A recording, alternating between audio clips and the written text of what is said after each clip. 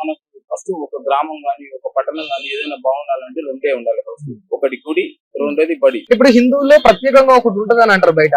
అవును. హిందువులు చాలా మందికి అవును. అంటే ఎక్కువ మందికి కష్టం వస్తే తప్ప దేవుడు గుర్తురాడు. బట్ మిగతా కమ్యూనిటీలలో అట్లా ఉండదు. ఇది నిజమేనా? అంటే ఏదైనా ఆపద వస్తేనే దేవుడు గుడికి పోతారు, ఏదైనా బాధ ఉంటే దేవుడి కాడికి పోతారు అనేది ఉంటది. నిజమేనా? ఆ కష్టం వస్తేనే దేవుడు గుర్తొస్తాడు, లేకపోతే గుర్తుకు రావాలనేది అది కాదు. ఉమ్. సో మనోళ్ళు ఏమైపోతారంటే ఈ రోజు మనం రెగ్యులర్ గా మనం వాళ్ళకు ఒక రోజు వారంలో 7 రోజులు 8 రోజులలో వారం శుక్రవారం ఒకటి, ఆదివారం ఒకటి, వాళ్ళు ఎక్కడైనా ఉండని వాళ్ళు అక్కడ పోతున్నారు. మనకు ఇన్ని రోజులు కాకుండా ఏదో ఒక రోజు పెట్టుకో, శనివారం పెట్టుకో, ప్రతి ఒక్కరు గుళ్ళలో పోదాం, సోమవారం ప్రతి ఒక్కరు శివాలయాలకు పోదాం, దర్శనం చేసుకుందాము. ఎందుకు మనకు కష్టం వచ్చినప్పుడే కాదు, మనం ప్రతి ఒక్క రోజు నిత్య పూజారాధన చేస్తే ఆ భగవంతుడే ఖచ్చితంగా మనకు ఆశీర్వదిస్తాడని చెప్పేసి నేను ఓన్ గా టెంపుల్ కట్టించాను, ఒక హనుమాన్ టెంపుల్ కట్టించిన.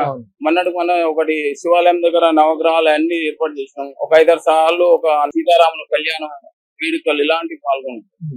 మనకు ఫస్ట్ ఒక గ్రామం గాని, ఒక పట్టణం గాని ఏదైనా బాగుండాలంటే రెండే ఉండాలి ఫస్ట్. ఒకటి గుడి, రెండోది బడి. గుడికి ఉంటే ఏమొస్తుంది, మన మనసు ప్రశాంతత కూర్చొని దేవుని కోల్చుకొని మన మనసులో ఉన్న బాధంతా చెప్పుకుంటాం.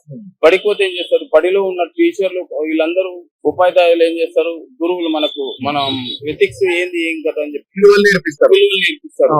సమాజ సేవ చేస్తున్నాం అంటే సమాజంలో మనతో పాటు ఇంకొకరు తీసుకొని సేవ చేయాలి. మన హిందుత్వం గురించి మాట్లాడాలి, హిందువుల గురించి మాట్లాడాలి. ఓన్ మతం గురించి మాట్లాడినప్పుడు మనం హిందువులు మనం మాట్లాడుకోవచ్చు. ఏమనంటే హిందుత్వ మతతత్వవాది ఏదో ఒకటి చెప్తుంటారు. చెప్పడం కాదు, చేసి పెట్టాలి.